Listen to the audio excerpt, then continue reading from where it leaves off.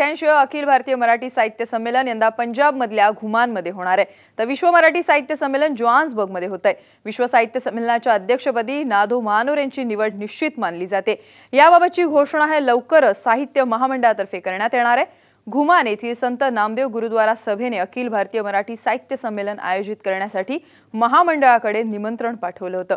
महामंडळाच्या मंगळवारी झालेल्या बैठकीत हे निमंत्रण स्वीकारण्यात आले अशी माहिती सूत्रांनी दिली आहे आणि अशी त्या संबंधीची घोषणाही नुकतीच करण्यात आली आहे। संमेलन आयोजित करण्यासाठी महामंडळाकडे 10 निमंत्रणं आली होती। त्यात घुमानसह बडोदा, सातारा, कल्याण, ठाणे, कणकवली, जालना, उस्मानाबाद, चंद्रपूर, डोंबिवली इथल्या निमंत्रणांचा समावेश होता।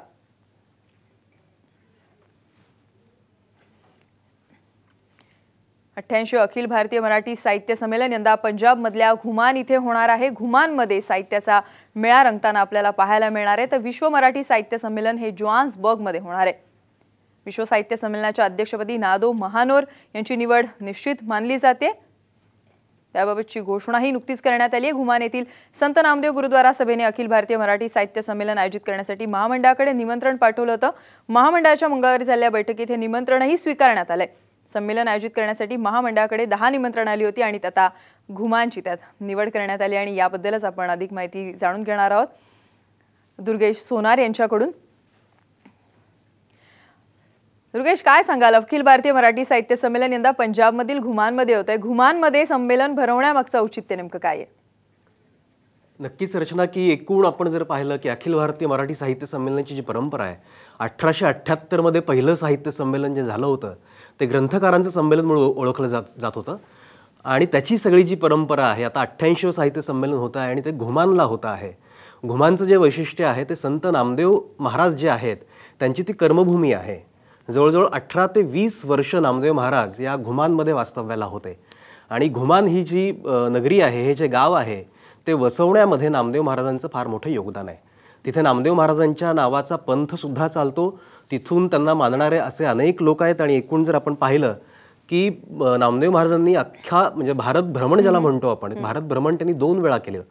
त्यातलं दुसऱ्या वेळेला त्यांनी जे भारत भ्रमण केलं की नाचू कीर्तनाचे रंगी ज्ञानदीप लावू जगी असं म्हणत नामदेव महाराज अख्ख्या भारतभर फिरले। त्याचं कारणच एक होतं की सामाजिक समरसता आणि ज्ञानाचा जो दिवा आहे, साहित्याचा जो दिवा आहे तो सगळीकडे पोहोचला पाहिजे आणि त्यातून त्यांनी खरं म्हणजे हे सगळं कार्य केलेलं होतं। आणि पंजाबीमध्ये सुद्धा त्यांनी लेखन केलं आणि गुरु ग्रंथ साहिबमध्ये नामदेव महाराजांचे अनेक अभंग समाविष्ट झालेले आपल्याला पाहायला मिळतात। त्यामुळे घुमानचं जे औचित्य आहे की साहित्य संमेलन घुमानमध्ये होणं आणि नामदेव महाराजांचं संदर्भ त्यामध्ये असणं। दुसरं आणखीन एक औचित्य मला असं वाटतं की आता आषाढी वारीचा सगळा सोहळा सुरू आहे आणि त्याच दरम्यान नामदेव महाराजांच्या कर्मभूमीमध्ये साहित्य संमेलन होत असल्याची घोषणा होणं हे सुद्धा एक मला वाटतं योगायोग आपण मानला पाहिजे। निश्चितपणे एक दुग्धर शर्करा योग त्या निमित्ताने जुळून आला असंही म्हणायला खरं तर हरकत नाहीये। अखिल भारतीय मराठी साहित्य संमेलनाचं हे 88वें वर्ष जरी असलं तरी अनेक वर्षांनंतर, मला वाटतं जवळपास 13 वर्षांनंतर महाराष्ट्राबाहेर हे संमेलन होते, त्याबद्दल काय सांगाल?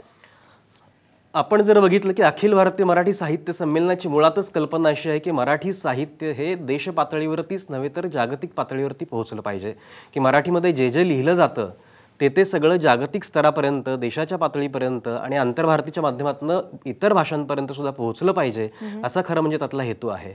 आणि एकूण 88 संमेलन जी झाली त्याचा जर आपण इतिहास पाहिला तर एकूण 88वें संमेलन जे घुमानमध्ये होतं आहे त्याच्या आधी जे संमेलन झालं म्हणजे 2001 मध्ये इंदूरमध्ये साहित्य संमेलन झालं होतं आणि आता 13 वर्षांच्या कालावधीनंतर महाराष्ट्राच्या बाहेर हे संमेलन होत आहे। आणि एकूण जर आपण संमेलनं पाहिली तर एकूण 21 संमेलनं महाराष्ट्राच्या बाहेर झालेली आहेत। त्यातही सर्वाधिक संमेलनं बडोदा, इंदूर आणि बेळगावमध्ये झालेली आहेत, म्हणजे 3-3 संमेलन त्यावेळेला झालेली आहेत। पण मधला बराचसा काळ म्हणजे 13 वर्षांचा हा जो काळ पाहिला तर ती सगळी संमेलनं महाराष्ट्रातच झालेली आपल्याला पाहायला मिळतात। पण 13 वर्षाच्या कालावधीनंतर का होईना महाराष्ट्राच्या बाहेर आता संमेलन गेलेलं आहे आणि त्याच्यामुळे मराठी सारस्वतांचा मेळा आता घुमानमध्ये जमणार आहे आणि तिथे साहित्याची जी काही वैचारिक देवाणघेवाण आहे, आदान प्रदान आहे, ते आता घुमानमध्ये होईल. निश्चितपणे 88 अखिल भारतीय मराठी साहित्य संमेलन ज्याप्रमाणे पंजाबमधल्या घुमानमध्ये रंगणार आहे, तसंच चौथं विश्व साहित्य संमेलन हे दक्षिण आफ्रिकेतल्या जोहान्सबर्गमध्ये रंगणार आहे आणि नादो मारोरांच्या खरं तर अध्यक्षतेखाली हे विश्व साहित्य संमेलन होणार आहे असंही बोललं जात आहे. त्यांची निवडही खरं तर करण्यात आली. टोरांटोचं खरं तर जे विश्व साहित्य संमेलन होतं ते आधी रद्द करण्यात आलं होतं आणि त्यावेळेस सुद्धा खरं तर महानोरांकडेच अध्यक्षपद दिलं गेलं होतं, पण ते रद्द झाल्यामुळे आता पुन्हा एकदा जे जोहान्सबर्गमध्ये विश्व साहित्य संमेलन होते त्याच्या अध्यक्षपदाची धुरा सुद्धा पुन्हा एकदा महानोरांकडेच देण्यात आली. याबद्दल काय सांगाल?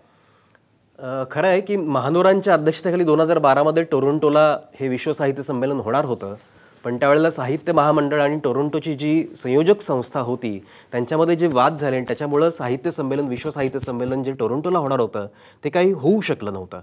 त्याच्यामुळे त्याच्यानंतर मधल्या काळामध्ये बाहेरून निमंत्रणही आली नाहीत आणि साहित्य संमेलनाच्या बाबतीमध्ये म्हणजे विश्व साहित्य संमेलनाच्या आयोजनाच्या बाबतीमध्ये महामंडळाने सुद्धा तितकीशी सकारात्मक भूमिका घेतलेली नव्हती आणि त्याच्यामुळे हे संमेलन होऊ शकलेलं नव्हतं. पण आता साहित्य महामंडळ आता पुण्याला त्याचं कार्यालय गेलेलं आहे आणि त्याच्यानंतर आता पुन्हा विश्व साहित्य संमेलन घेण्याचा निर्णय त्यांच्या आजच्या बैठकीमध्ये त्यांनी केला आणि आता ते जोहान्सबर्गमध्ये दक्षिण आफ्रिकेतल्या जोहान्सबर्गमध्ये हे चौथं विश्व साहित्य संमेलन त्यांनी आयोजित करण्याचा निर्णय केलेला आहे आणि आता त्याचं अध्यक्षपद हे महानोरांकडे जावं असं त्यांचं म्हणणं आहे. त्याच्यावर त्यांचं शिक्कामोर्तब पण झालेलं आहे. फक्त त्याचा जो काही औपचारिक निर्णय आहे तो नंतरच्या काळामध्ये ते करतील. पण महानोरांच्या अध्यक्षतेखाली संमेलन होणं हे एकार्थी चांगलं आहे, कारण टोरंटोचं संमेलन त्यांच्या अध्यक्षतेखाली होणार होतं पण ते झालं नाही.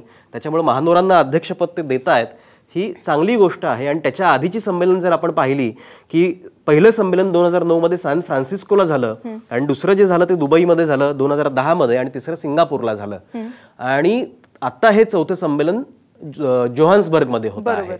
आणि मुळात मगाशी जसं म्हणालो मी की साहित्य मराठीतलं जे साहित्य आहे हे जागतिक पातळीवरती जर पोहोचवायचं असेल तर अशा स्वरूपाची साहित्य संमेलनं विश्व पातळीवरची होणं हे आवश्यक आहे. हे साहित्य महामंडळानं पण या सगळ्या गोष्टीचा विचार करून मला वाटतं या सगळ्याचं आयोजन ते करता आहे. निश्चितपणे धन्यवाद दुर्गेश आपण दिलेल्या सर्व माहितीबद्दल. आपण दिलेल्या माहितीनुसारच जसं 88व अखिल भारतीय मराठी साहित्य संमेलन हे संत नामदेवांच्या कर्मभूमीत अर्थात पंजाबमधल्या हुमान इथे होणार आहे आणि चौथं विश्व साहित्य संमेलन हे अर्थात जोहान्सबर्ग इथे रंगणार आहे. त्या दृष्टीने अर्थातच साहित्यिकांची पावलं सुद्धा त्या वाटेने वळायला सुरुवात झाली आहे.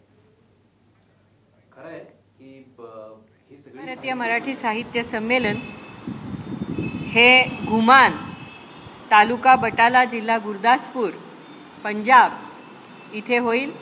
साधारणपणे फेब्रुवारीच्या पहिल्या किंवा दुसऱ्या आठवड्यामध्ये हे संमेलन तिथे होईल. चौथं मराठी विश्व साहित्य संमेलन महामंडळाचंच हे साऊथ आफ्रिका इथल्या जोहान्सबर्ग इथे भरणार आहे.